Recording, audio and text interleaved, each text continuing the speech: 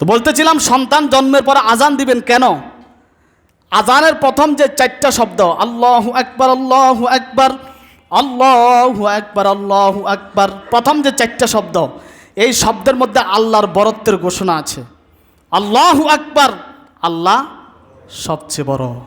প্রথম দুনিয়াতে আসার সাথে সাথেই তার কানে আল্লাহর বরত্বের ঘোষণা দিয়ে দিয়েছে। এরপর আজানের পরের দুইটা বাক্যে আছে শিরক থেকে মুক্ত, আল্লাহর তাওহীদকে মেনে নেওয়ার, শিরক থেকে মুক্তি থাকার ঘোষণা। আজানের পরের দুটি বাক্যে আছে রাসূলকে রাসূল হিসাবে এবং নবীর আদর্শকে গ্রহণ করার ঘোষণা। আজানের পরের দুটি বাক্যে আছে নামাজের দিকে আহ্বান। আজানের পরের দুটি বাক্যে আছে সফলতার দিকে আহ্বান। আজানের সর্বশেষ বাক্যে আছে আল্লাহর একাত্মবাদ এবং নবীর রিসালাতের ঘোষণা। আর কিছু বাদ আছে? মানে আজানের মধ্যে পুরো ইসলামটা ঢুকে গেছে। সুবহানাল্লাহ পড়বেন না? আমার সন্তান দুনিয়াতে আসার সাথে সাথে ইসলামের মৌলিক সব কথা আমি আমার সন্তানের কানে ঢুকাইয়া দিব, এটা সুন্নত। কিন্তু আজকে আমরা এটা থেকে মাহরুম হয়ে গেছি, আমল থেকে।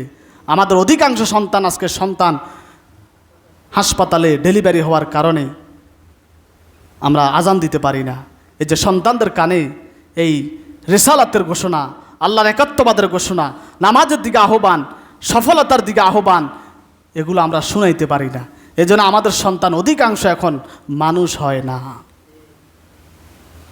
আবার অনেকে সন্তানের কান্না বন্ধ করার জন্য সন্তানকে গান দিয়ে দেয় মোবাইলের মধ্যে, ঠিক না?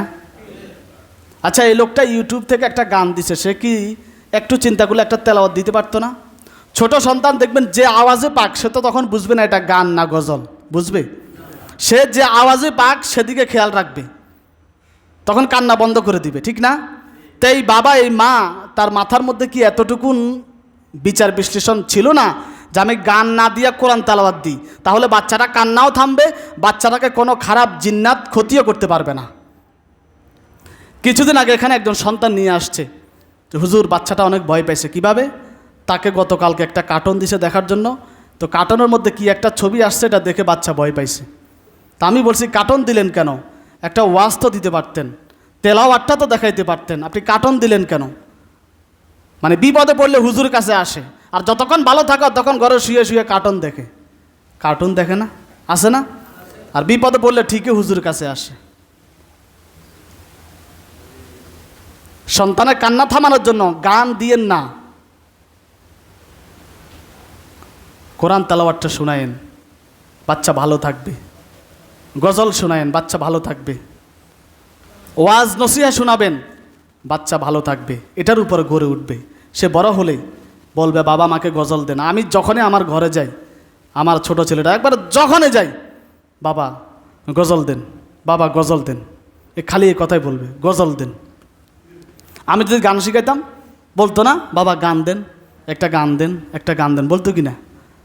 এখন ছোট বাচ্চারা হচ্ছে কাদা মাটির মতো, কাদা মাটির মতো। মাটিকে, কাদা মাটিকে যেমন আপনি যেভাবে মোড়ান সেভাবে হয়, যেভাবে বাঁকা করবেন সেভাবে হবে। কিন্তু মাটিটা যখন শক্ত হয়ে যায়, ইটের মতো শক্ত হয়ে যায়, তখন হাত দিয়ে যতই এটাকে চাপবেন আপনার মন মতো করতে পারবেন? কারণ সে এখন নরম না, সে এখন কি? সন্তানটা এই ছোট থাকতে সে মাটির মতো, কাদা মাটির মতো, যেভাবে করবেন সেভাবে হবে। আর সন্তান যখন বড় হয়ে যায় তখন যেভাবে খুশি সেভাবে করতে পারবেন না। এজন্য জ্ঞানীরা বলেছে যে শৈশবের শিক্ষা পাথরে অঙ্কিত নকশার মতো। পাথরে যদি কোনো নকশা অঙ্কন করে, এই নকশা মুছবার মতো নয়। শৈশবকালকে প্রত্যেক বাবা মাকে উচিত শৈশবকালকে কি গুরুত্ব দেওয়া। কারণ শৈশবকালে, ছোটকালে একটা সন্তান, তাকে যা বলবেন সব কিছু তার মাথায় ঢুকে যায়। এই জন্য শৈশবকালটাকে, ছোটকালটাকে গুরুত্ব দিতে হবে। আবারও বলছি, সন্তানকে ভালো বানানোর জন্য তার ছোটকালটাকে বেশি গুরুত্ব দিতে হবে। ছোটকালে তাকে যেভাবে গড়ে তুলবেন, সে বড় হলে ওভাবে বড় হবে। কিন্তু আমরা বলি এখনো ছোট, এখনও ছোট, সে কি শিখবে? আর এখনও তো তাকে শিক্ষা দেওয়ার সময়। তাকে এখন বলবেন যে বাবা ডান পা দাও আগে, মসজিদ থেকে বের হইতে আগে, ঢুকতে আগে ডান পা, বের হইতে পরে বাম পা দাও, দেখবেন সে এভাবে আমল করবে। বাবা মসজিদে যাওয়ার সময় একটা টুপি দিতে হয়, সে টুপি দিবে, দেখবেন এটা আমল করবে। ছোট বাচ্চাকে যা শিখাবেন সে ওটার উপরে গড়ে উঠবে।